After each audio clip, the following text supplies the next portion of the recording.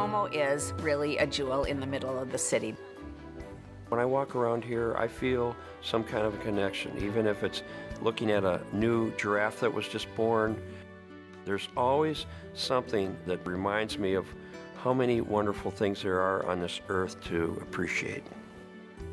Today, Como attracts nearly 2 million visitors, which is second only to the Mall of America and first among all cultural institutions in terms of visitors. Everywhere else we go around town, everyone's on their cell phone. But when people are here, they are really enjoying where they are, and they are really in the moment. And I really love that about Como.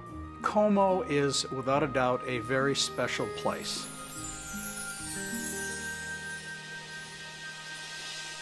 The zoos today are not like the zoos that our grandparents went to. The zoos today are centers of conservation and education.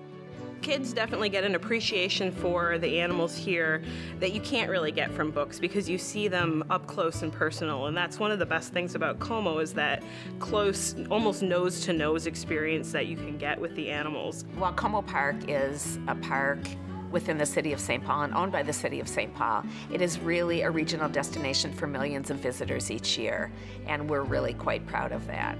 It is open 365 days a year, and it is free every single day of the year. Como's exhibits cost money to build and maintain, more money than the government can provide. So Como Friends campaign that we are currently embarking on is to improve the polar bear exhibit, to improve the Japanese garden and bonsai experience. The Capital Campaign is a public and private partnership to make Como a world-class facility for future generations. When Nancy first approached me about co-chairing with her the campaign, my initial reaction was, no, I'm too obligated. I'm on several boards in both Minneapolis and St. Paul. That's an anaconda. Wow. It's like but then she phrased it as, how about from the lens of your grandsons? How do you think they'd feel about what you could do for a place they love? That's Chloe. That just kind of hit me. Como's strengths are its free education and enrichment opportunities that teach visitors about natural science and environmental issues, the beauty and breadth of its horticultural collections, and its commitment to the care and conservation of animals. In 2006, Como decided its 2 polar bears, Buzz and Neil, should have a more comfortable home. The zoo asked conservationists for help and came up with an ambitious plan. The polar bear's new habitat, called Polar Bear Odyssey, would help preserve the species. One of those early consultants was Robert Buchanan. We chatted about what had to be done in order to take care of this sentinel species, this icon in North America, and they had a very keen ear and a real determination to make a difference. This Polar Bear Odyssey is going to be fantastic. It has natural substrate, there's dirt, there's rock work. The new polar bear exhibit has been designed to stimulate natural behaviors like digging, foraging, and fishing. Operant conditioning training is used across the zoo. It allows zookeepers to get closer to the animals, stimulate their natural curiosity, and give them great medical care. The new polar bear exhibit will allow the public to see the bears being trained. This is what people want to come to the zoo for. They want to come to understand, what is it like to take care of one of these magnificent animals? The new exhibit is about 7 times the size of the previous exhibit, big enough to welcome a polar bear family with cubs in the future. So it's really going to be a remarkable exhibit once it's all completely open. Early in 2010, work on the new Polar Bear Odyssey is almost finished. Soon, visitors will be able to enjoy this world-class experience.